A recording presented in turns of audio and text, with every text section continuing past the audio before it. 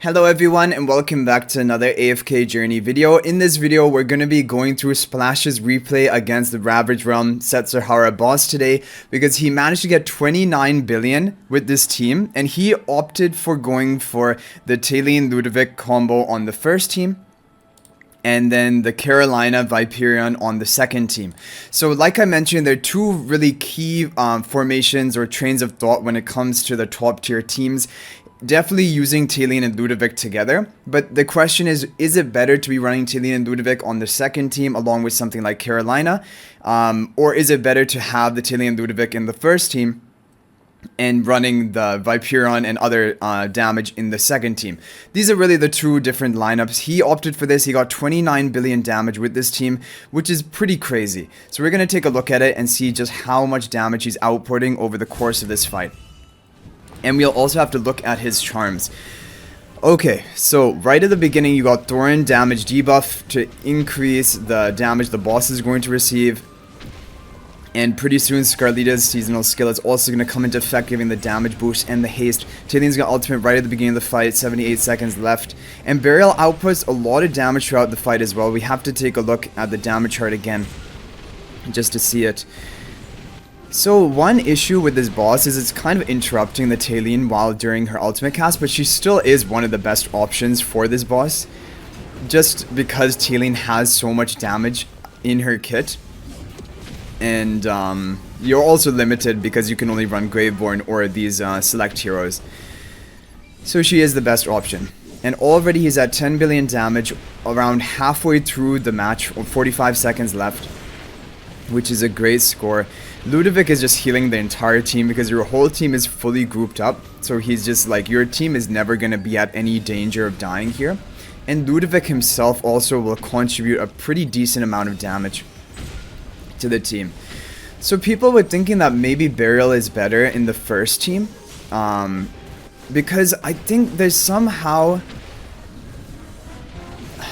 Because Thoran is going to damage reduce to the boss, Scarlita is going to buff up this team, so if you have all of your powerful, hard-hitting Celestial Hypogeans in this team, they're just going to be able to get off more damage. That might be the reason why people prefer to have Berial in the first team, and even Talene as well in the first team.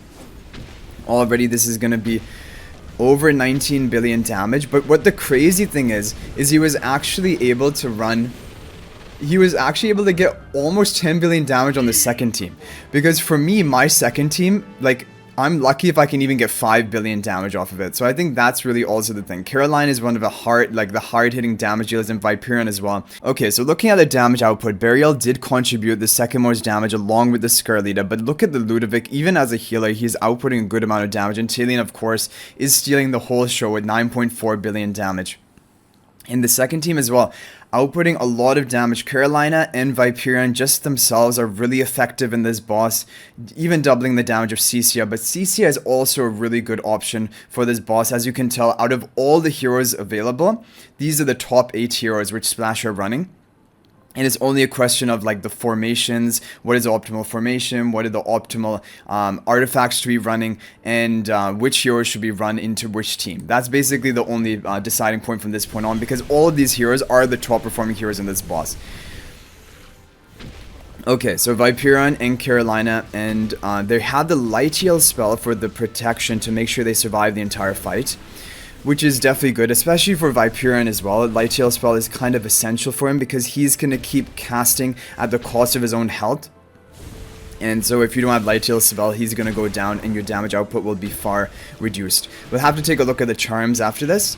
He must have optimized his charms, but also as people continue to practice and test different teams, new ideas for charms come out as well. But overall, this has just been really exciting, having like a completely new boss, and this is going to be happening now every day for the next 3 days at least, because we're going to be exploring different optimal teams.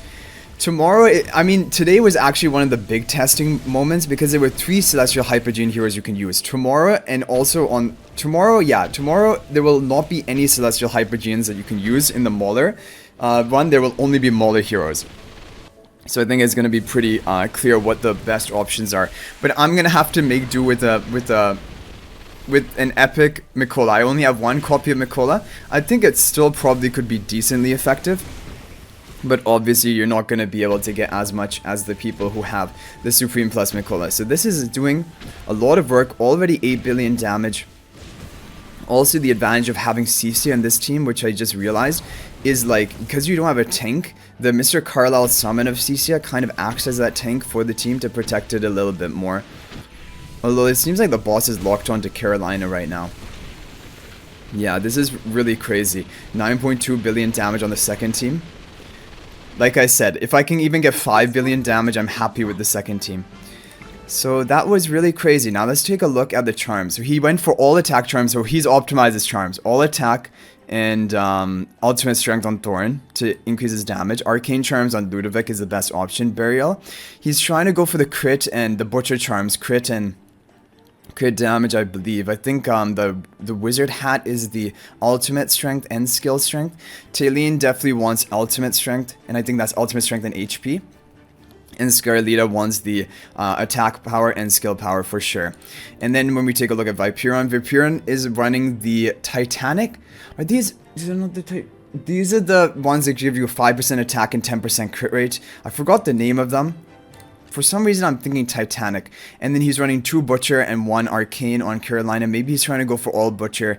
Yeah, I do think I did some testing with like Overloaded on Carolina because maybe it has like a potentially higher damage output. But Butcher seems a lot more consistent. I think those would be the best. And yeah, I was also going for Ultimate Strength with Cecia, the purple ones. The purple staff ones are ultimate strength and attack, I believe. And but some people think just attack and attack speed, which are the blue Gale charms, are better. Difficult decision, but I guess people will keep doing testing and more things will get figured out over time. So overall, with that performance, that is how Splash managed to get his 29 billion score, topping the district by a long shot. And I guess it's because maybe the other people haven't tried these optimal teams, or maybe they don't have Berial built. Because, well, Berial for Splash, he contributed like that extra 3 billion damage. So even without him, like as long as you have a strong Talene and Ludovic, you should be pretty much fine. I want to briefly look at Berial's skills because that would also give us an idea of which team is he actually going to be the most effective into. Supreme Plus would not matter. Streak. After casting ultimate, deal 125% damage to the target. With each of the next 4, okay, that's a bit of extra damage. If non-summon enemies remain isolated for every 3 seconds, they lose. Now, bosses usually will not be energy drainable or energy reducible. So I don't think this energy loss will be applying to the boss, even though he is technically an isolated enemy. And generate a silhouette. That also doesn't... Did it happen in the fight? This effect can only be triggered once on the same target within 20 seconds. I'm going to go look at this again. I don't know if the silhouette triggers onto the boss. Because when we look at the definition of isolated, a unit with no allies within a 1-tile radius, this would be applying onto the boss. So I am assuming that the isolated enemy is being applicable to the boss, in which case they will be receiving the 5% increased damage from the team, which is going to be a good buff for the team, or debuff onto the boss. So overall, that is a really good team showcase. I think it does really make sense to have Berial along with the Talene, but the other team, which I think could be a top tier team, is just having Talene, Carolina, and Ludovic in the second team, getting your massive damage output from that, and then just trying to get a higher score on the first team with like Thoran, Scarlita, Berial, and the other heroes you have like Viperian and maybe Cecia.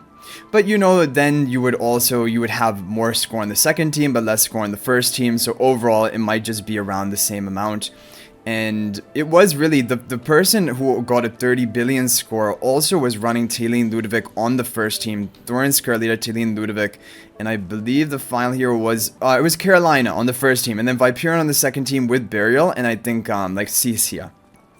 And then, of course, with the healing, because light heal needs to be with the Viperian. Because either you go for Viperian in the first team and maybe have Thoran soul pack the Viperian, or Ludovic to heal him, and then you don't need to go for the light heal. But if you're going to use Viperian without like Ludovic or Thoran for the protection or the healing, then you're going to have to go for light heal spell to sustain the Viperian.